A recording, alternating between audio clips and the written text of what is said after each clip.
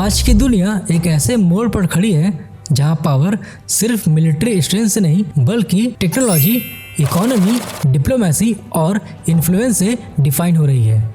एक तरफ है अमेरिका जो सेकंड वर्ल्ड वॉर के बाद से ग्लोबल ऑर्डर को लीड करता आया है, और दूसरी तरफ है चाइना जो अब सिर्फ एक इमर्जिंग इकोनॉमी नहीं बल्कि एक ऐसा पावर बन चुका है जो मौजूदा ग्लोबल सिस्टम को चैलेंज कर रहा है।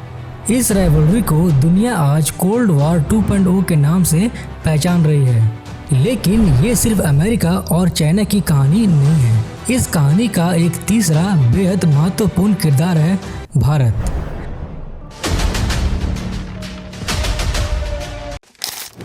आज के इस वीडियो में हम लोग जानेंगे कोल्ड वॉर 2.0 क्या है, अमेरिका और चाइना के बीच संघर्ष का असली कारण क्या है, ट्रेड, टेक्नोलॉजी, मिलिट्री और ताइवान जैसे फ्लैश पॉइंट्स, भारत ने कोल्ड वॉर 1 को कैसे देखा और कोल्ड वॉर 2.0 में भारत का स्ट्रेटेजिक नजरिया क्या होना चाहिए।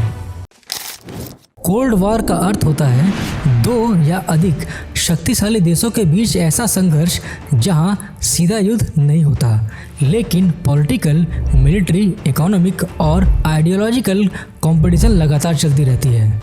कोल्ड वॉर 1 यूएसए और सोवियत यूनियन के बीच 1947 से 1991 तक चला और इस दौरान दुनिया ने देखा न्यूक्लियर वेपन्स की race, space race, proxy wars और कैपिटलिज्म और कम्युनिज्म के बीच आइडियोलॉजिकल टकराव।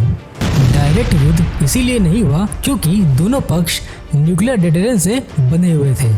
आज कोल्ड वॉर का फॉर्मेट बदल गया है लेकिन प्रिंसिपल वही है, पावर राइवलरी बिना डायरेक्ट वार के।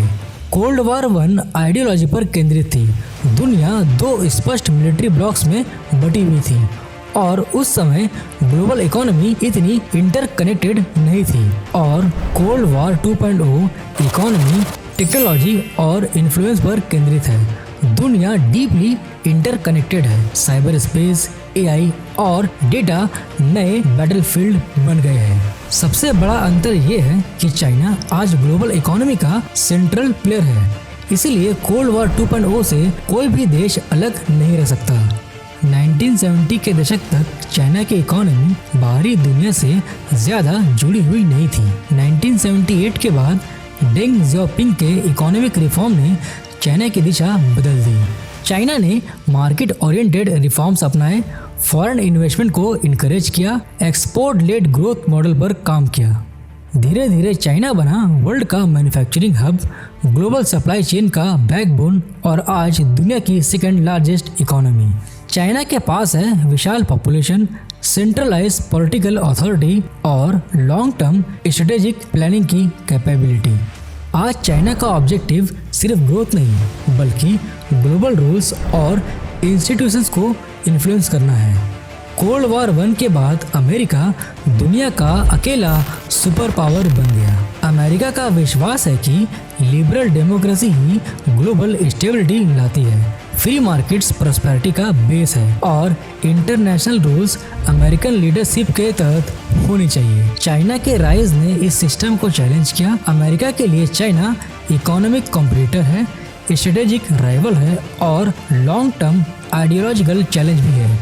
वॉशिंगटन को चिंता है कि अगर चाइना ग्लोबल लीडर बना तो रूल्स बीजिंग के इंटरेस्ट के मुताबिक लिखे जाएंगे। कोल्ड वॉर 2.0 का पहला विजिबल फ्रंट है ट्रेड वॉर। अमेरिका का आरोप है कि China unfair trade practices follow करता है, स्टेट सब्सिडीज देता है, टेक्नोलॉजी ट्रांसफर को मजबूरी बनाता है। चाइना का कहना है अमेरिका अपनी इकोनॉमिक डोमिनेंस बचाने की कोशिश कर रहा है और डेवलपमेंट के न्यूट्रल प्रोसेस को रोक रहा है। इस टकराव का परिणाम है हाई टैरिफ, एक्सपोर्ट कंट्रोल्स और सप्लाई चेन डाइवर्सिफिकेशन। इसका असर सिर्फ अमेरिका और चाइना पर नहीं बल्कि पूरी दुनिया पर पड़ रहा है, महंगाई, स्लो ग्रोथ और अनसर्टेनिटी के रूप में। कोल्ड वॉर 2.0 का सबसे महत्वपूर्ण बैटलफील्ड है टेक्नोलॉजी। सेमीकंडक्टर्स आज के युग का ऑयल है। एडवांस चिप के बिना एआई, मिलिट्री सिस्टम और मॉडर्न इकोनॉमी पॉसिबल नहीं। अमेरिका चाइना की एक्सेस को रिस्ट्रिक्ट कर रहा है, चाइना टेक्नोलॉजिकल सेल्फ रिलायंस पर जोर दे रहा है। एआई फ्यूचर का इकोनॉमिक और मिलिट्री पावर है।